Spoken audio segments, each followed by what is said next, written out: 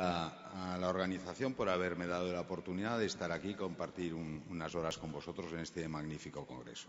Y sobre todo gracias al coordinador de la mesa, a mi amigo el doctor José Sanfélix. Sí, está aquí. Muy bien, pues bueno, intentaré en unos 20 minutos, luego Pepe que me llames del alto si me excedo, hablaros un poco de qué es lo que se está cociendo en cuanto a nuevos tratamientos para la osteoporosis. O sea, un poco el futuro de los fármacos que tenemos o que vamos a tener posiblemente dentro de poco tiempo. Bueno, el esquema de la presentación es el que veis aquí. Hablaré un poquito de lo que tenemos ahora, sobre todo de sus limitaciones. Hablaré también de un aspecto que creo que es muy importante, que estamos sufriendo o gozando, mejor dicho, en medicina, en ciencias de la vida y de la salud, un cambio de paradigma. Estamos pasando de la química a la biología molecular. Y, evidentemente, el mundo del hueso, el mundo de la osteoporosis, pues no es ajeno a ello. Y vamos entrando, estamos conociendo mucho más cuáles son los mecanismos fisiopatológicos de la enfermedad. Eso nos permite identificar nuevas dianas terapéuticas que a su vez se pueden modular o activando o frenando. Voy a describir estas vías de señalización también un poco por encima, las nuevas dianas terapéuticas. Voy a hablar de los nuevos antirresortivos. Sabéis de que los fármacos antiosteoporóticos se dividen en fármacos antirresortivos, ahora los llamamos anticatabolitos, que son los que frenan la resorción. Son estos de aquí, los nuevos. Después hay otra categoría que son los fármacos anabólicos, los que forman hueso. Hay algunos en el mercado y ahí voy a hablar de los que están en desarrollo. Dentro de estos, destacar todos los que influyen sobre esta vía, la Wnt-betacatenina. Os voy a explicar un poquito qué es esto. También hablaré un poco de otro fármaco anabólico, que es relativamente nuevo, está en desarrollo, el receptor sensor del calcio, los calciomiméticos. Y por último, y para acabar el grupo de terapias anabólicas, voy a hablar de la PTH-related protein.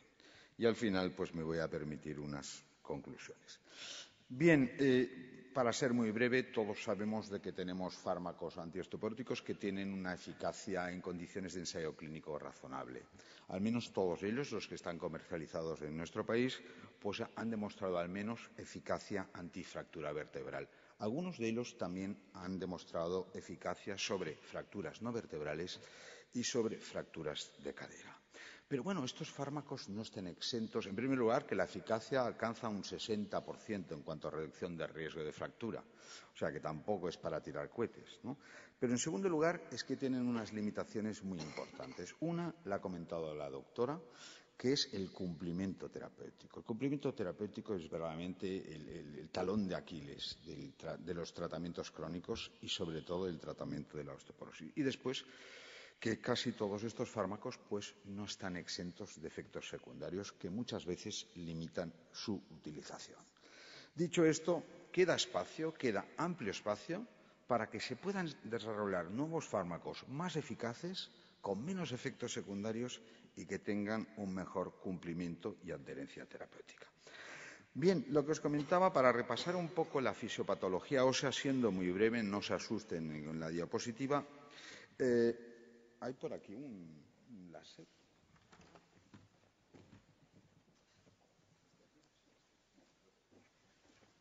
Bien, no os asustéis, pero es bastante simple. Esta es la historia de la relación entre el osteoclasto y el osteoblasto. ¿De acuerdo? Entonces, el osteoblasto y el osteoclasto son células primordiales en el recambio, en el remodelado óseo. Como sabéis, el osteoclasto destruye hueso y el osteoblasto fabrica hueso y rellena las cavidades de resorción que el osteoclasto ha hecho. Estas dos células son capitales, pero hemos visto, y esto es una novedad, que verdaderamente el master and commander de toda la historia, el que manda es el osteocito. El osteocito es un osteoblasto que se ha quedado embebido dentro del hueso.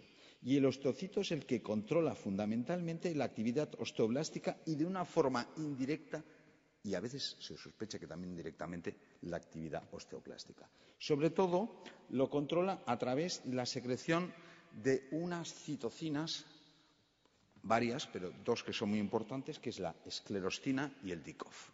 El DICOF lo que hacen es bloquear una vía fundamental para que el osteoblasto se pueda diferenciar, pueda madurar y sea muy activo, que es la vía Wnt-beta-catenina.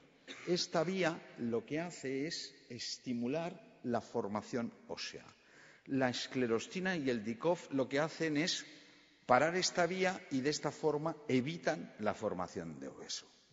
Veis aquí arriba, y esto ya no voy a hablar, que es la flecha esta, no sé, ¿sale bien el láser? ¿Se ve? Sí, por aquí. Bien, pues eso ya no os voy a comentar porque es un fármaco que ya está en el mercado, que es el denosumab, que lo que hace es la vía RANKL-OPG.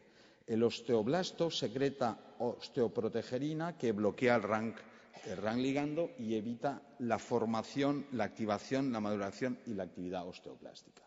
Bien, esto sería todo lo que afecta al osteoblasto. Vamos a ver un poco lo que se ha aprendido sobre la fisiopatología del osteoclasto. A nivel del osteoclasto hay tres aspectos importantes. Uno, que es la formación de catepsina K, que es una proteína, la proteína lítica de colágeno más importante, que es la que tiene una función resorbedora de hueso más importante. Si no hay catepsina K, no se puede producir la resorción. Otro aspecto importante es todo el aspecto de los canales de calcio y de la ATPasa. Si no funcionan bien los canales de calcio y la ATPasa del osteoclasto, no se puede producir la acidificación del lecho de resorción y de esa forma la resorción tampoco se produce. Y después otro aspecto importante son las alfa-beta integrinas, que son unas moléculas que permiten que el osteoclasto se ancle, se clave, se fije sobre la superficie de resorción. Si tenemos algún fármaco, alguna molécula que impida esto, pues evidentemente veréis que puede tener en principio un efecto antiosteoporótico. Bien, os he comentado las dianas terapéuticas. Vamos a decir dos cositas de cada cosa. De los inhibidores de la catepsina K. En primer lugar, decir que estos son los que están más avanzados en el desarrollo clínico. Hay un estudio en fase 3 que ha acabado el reclutamiento y muy posible este año o finales de este año, el próximo, ya tendremos resultados. Como os he comentado, la catepsina K es la enzima proteolítica más importante, participa en la resorción y remodelado óseo, destruyendo elastina, colágeno, gelatina. No solo en hueso, también en cartílago, también tendría un papel en la artrosis. Bien, con todas estas cosas, todos estos mecanismos los hemos aprendido gracias a experimentos de la naturaleza, ¿no? Y ahí tenemos un experimento de la naturaleza que es la pigmodiostosis, ¿no? La enfermedad que padeció el gran pintor Henri Toulouse-Lautrec, pintor del siglo XIX, impresionista francés, como sabéis, estaba afecto de pigmodiostosis. En la pigmodiostosis se produce un fallo en la actividad osteoclástica debido a la falta de producción de catepsina K. La enfermedad, desde un punto de vista fenotípico, da unos huesos muy densos, claro, como no hay resorción y la formación en principio no está tocada, el hueso empieza a crecer. Pero son huesos muy densos, pero muy frágiles. Dan extremidades cortas, talla corta, alteraciones a nivel fenotípico de la cabeza, etc. La supresión completa de la actividad de la catepsina, porque la pigmodiostosis es una supresión parcial. La supresión completa de la actividad de la catepsina K produce otra enfermedad, otro tipo de enfermedad, mucho más rara, que se llama osteoesclerosis, que también va con huesos superdensos, con huesos muy frágiles y con alteraciones fenotípicas muy características. Bien, ¿qué resultados hay hasta el momento en cuanto al odanacatib, que es el que está más avanzado dentro de los inhibidores de la catepsina K? Hay un estudio hecho a 2 años en el cual se daba catepsina K 50 miligramos semanales por vía oral, que demostró incrementos en la densidad mineral ósea en columna, fémur, cuello de fémur y cadera, sin efectos secundarios relevantes. Hubo una extensión de este estudio y la catepsina, el inhibidor de la catepsina K, el odanacatib, también continuó aumentando la DMO en el 3er año. Curiosamente o interesante, desde un punto de vista fisiopatológico, en el momento que se deja de dar, enseguida empieza a perder DMO los pacientes. No habían efectos secundarios importantes y en este momento pues están en marcha el estudio que ven aquí arriba, este estudio que es el fase 3 más activo, que esperemos que se acabe este año. Hay también un estudio que que intenta ver la eficacia del Odanacatab para la prevención de la osteoporosis en varones y también un estudio en mujeres posmenopáusicas previamente tratadas con bifosfonato. Bien, otros de los inhibidores de los antirresortivos que parece que pueden prometer en el futuro. Los inhibidores de los canales del calcio y los inhibidores de la ATPasa vacuolar. Como he dicho, son fármacos que lo que hacen, bloquean los canales de cloro, bloquean la ATPasa vacuolar y impiden la acidificación del lecho de resorción, impidiendo la resorción. Estos fármacos, estos inhibidores, no están tan avanzados en su proceso de desarrollo clínico. Se ha visto, por ejemplo, en modelos experimentales de que el déficit funcional de la ATPasa provoca osteopetrosis, mutaciones del gen de los canales del calcio producen osteopetrosis y hay un estudio en animales de experimentación que la administración de un inhibidor de los canales del cloro provoca un incremento de la masa ósea de estos ratones. Bien. Otro tipo de antirresortivo que parece que tiene futuro pueden ser los fármacos que actúen inhibiendo la SRC quinasa. La SRC quinasa es una proteína que es imprescindible para la formación del borde en cepilo del osteoclasto. Si el osteoclasto no tiene el ruffle border, el borde en cepilo, no puede funcionar. Entonces, fármacos que inhiban la SRC quinasa, pues en principio pueden ser unos buenos antiosteoporóticos. Hay uno en un desarrollo relativamente avanzado que se llama saracatinib, que en modelos animales, en un ensayo en fase 1, realizado en varones, en humanos, administrando saracatinib, se vio un descenso en los marcadores de resorción sin que se alteraran los valores de formación, sin producirse efectos relevantes importantes secundarios. Ahí fijaros que eso es interesante. Normalmente, cuando los fármacos que tenemos ahora, cuando actuamos sobre la resorción, al final la formación también se ve afectada. Parece que estos nuevos antirresortivos harían un desacoplamiento entre formación y resorción. Desde un punto de vista teórico es muy interesante, después si acaso en el coloquio lo puedo desarrollar más. Bueno, en cuanto al saracatinib, hay también estudios en marcha, algunos estudios, sobre todo, recordad o fijaros que casi siempre lo que aparece en osteoporosis sale de la investigación básica realizada en cáncer. Y este es un ejemplo. Por ejemplo, se aprobó el saracatinib en osteosarcoma, en cáncer de próstata y en cáncer de mama con metástasis óseas. Bien, en cuanto a las terapias anabólicas, ¿qué es lo que puede haber de nuevo? En primer lugar, vamos a hablar de los fármacos que actúan sobre la vía Wnt-betacatenina, que son esclerostina, el DICOF y el GS3K3-SFRP1. Tienen unos nombres, como veis, complicadillos. Repasar un poquito lo que es la vía Wnt-betacatenina. Tenemos a la izquierda de la diapositiva un osteoblasto no activado, o sea, un osteoblasto que está en descanso, en el cual no se produce betacatenina. La betacatenina intracitoplasmática, si está en grandes cantidades, pasa del citoplasma, entra dentro del núcleo y a nivel del núcleo empieza a emitir unas señales de actividad. Estas señales de actividad, o sea, unos factores de transcripción, son unos que quizá os suenan, se llaman RANS2 y Osterix. Tienen unos nombres curiosos, Osterix. Pues sin la presencia de betacatenina, como se ve en la diapositiva de la izquierda, el osteoblasto no puede desarrollar su función. No secreta estos transcriptores, ¿no? Entonces, el mecanismo que tiene el cuerpo, el organismo, para controlar la actividad del osteoblasto es bloqueando la formación de betacatenina a través del bloqueo de la vía Wnt. La esclerostina y el Dicov son secretados por los osteoblastos e impiden la activación, por los osteocitos e impiden la activación osteoblástica. Bien, también todo esto viene de otro experimento de la naturaleza, que es la enfermedad de Van Buchen. La enfermedad de Van Buchen es una enfermedad rarísima, se produce sobre todo en personas de origen holandés y sobre todo en afrikaners, ¿no? Los holandeses que emigraron a Sudáfrica.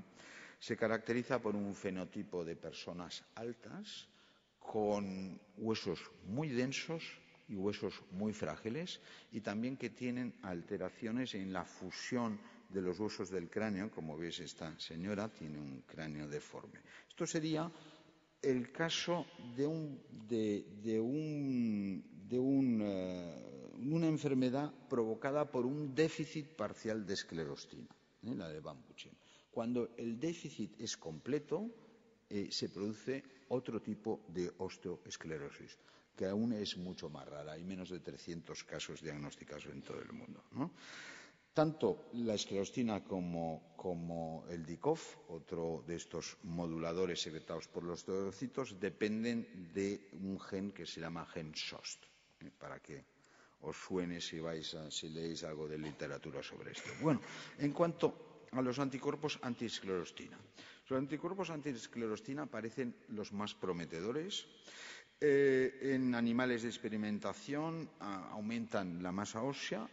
Hay un ensayo en fase 1 ya publicado, es un fármaco está desarrollado por Amgen, que en un ensayo fase 1 causó un aumento de masa ósea y de los marcadores de formación sin alterar o con un descenso de los marcadores de resorción. Hay un estudio en fase 2 bastante avanzado y hay estudios incluso para mejorar la cicatrización, la consolidación del callo de fractura, tanto en diáfisis como en otro tipo de fracturas. Están en marcha. Otro anticuerpo que bloquea la vía Wnt-betacatenina es el anti-Dicov. También en animales de experimentación parece que funciona, parece que aumentan los valores del PIN1P, que es un marcador bioquímico de remodelado de formación, y de esta forma parece que también induciría un incremento en la masa ósea. Se ha probado o está en experimentación en la osteolisis asociada al mieloma múltiple. De todas formas, el actuar, el modular sobre la vía Wnt-betacatenina no puede tener problemas, ¿no? Por ejemplo, se ha visto que en los casos de hiperactivación de esta vía puede estar relacionada con aumento de cáncer colorectal y de hepatocarcinoma, ¿no? Incluso en los osteosarcomas se ve que hay una inhibición muy importante de esta vía. O sea que tendremos que ir en cuenta y ser muy prudentes porque a lo mejor pueden aparecer efectos secundarios inesperados. Ya hablar del receptor sensor del calcio, sabéis que a nivel de la glándula paratiroidea hay un receptor que secreta PTH según el nivel de calcio en sangre que hay.